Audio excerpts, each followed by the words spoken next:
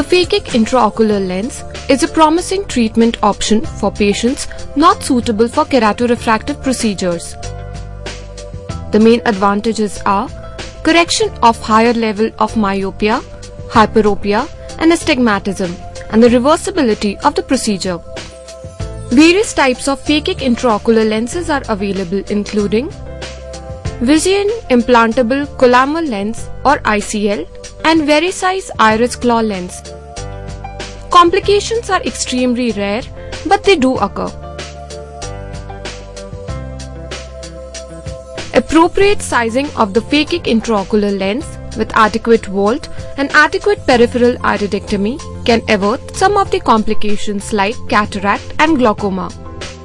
Post-surgically, however, an unexpected complication can occur at any time, like subluxation of the phakic intraocular lens, which is, however, a rare complication.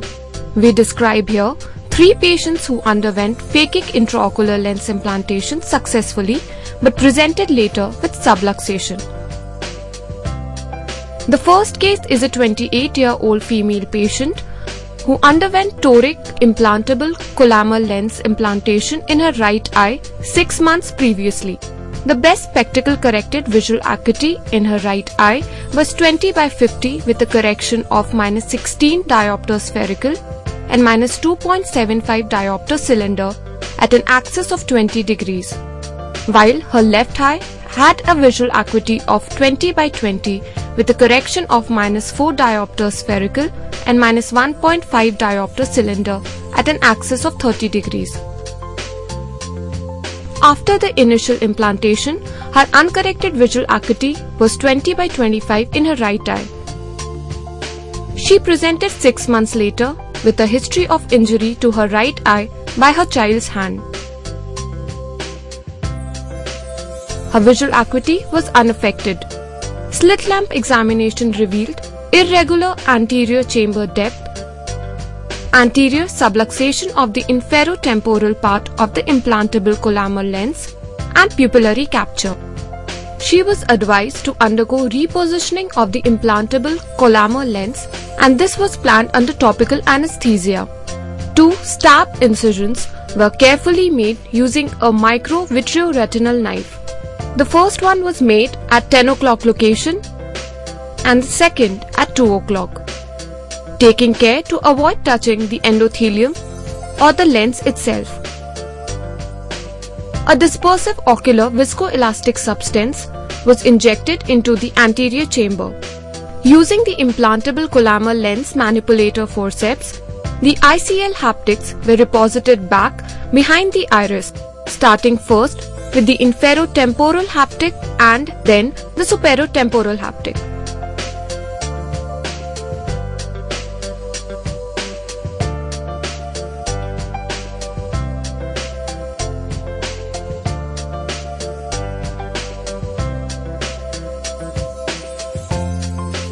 Following this, viscoelastic was completely removed with the automated bimanual irrigation aspiration system, taking care to keep the flow rate and vacuum at low setting in order to avoid sudden fluctuations in the anterior chamber depth. The irrigating cannula was then used to keep the chamber maintained while the implantable collamer lens was gently rotated into its axis of toricity. The pupil was finally constricted with diluted pilocarpine, and the centration of implantable collamer lens optic was confirmed. Post-operative slit lamp photograph of the right eye showing a well-centered implantable collamer lens with some iris pigments on the lens surface. The slit section shows an adequate vault. The uncorrected distance visual acuity for the patient continues to be 20/25. The second case is a 29-year-old female patient who presented with bilateral high myopia. She underwent implantable collamer lens implantation for a preoperative refractive error of -20 diopters in her right eye and -25 diopters in her left eye. She presented 6 months later with a history of getting injured with a shoe which was accidentally flung and hit her left eye.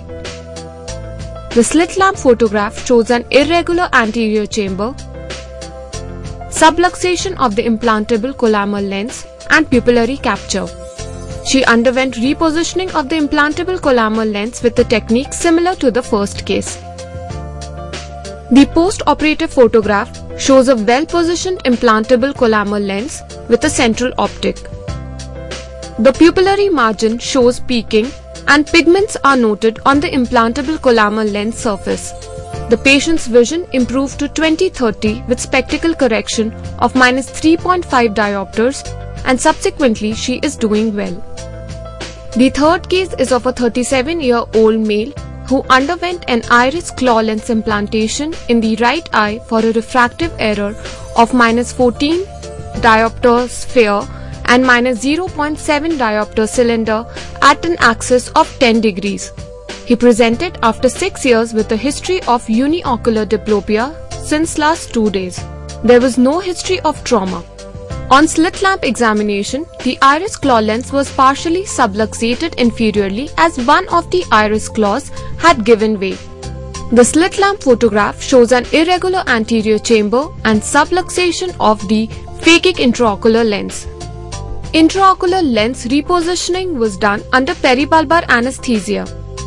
A paracentesis was made at 10 o'clock position. A dispersive ocular viscoelastic substance was injected into the anterior chamber. Centration of the phakic intraocular lens was done using a lens hook.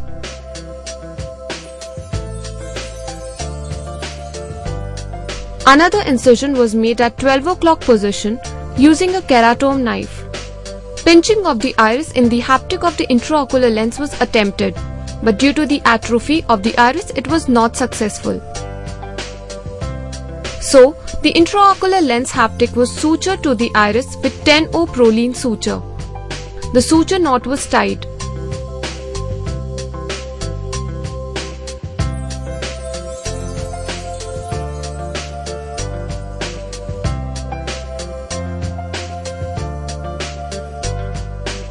Viscoelastic was aspirated out with Simcoe's cannula and the wound was hydrated. Post-operative medications include tapering doses of topical steroids over 4 weeks and antibiotic eye drops for 1 week.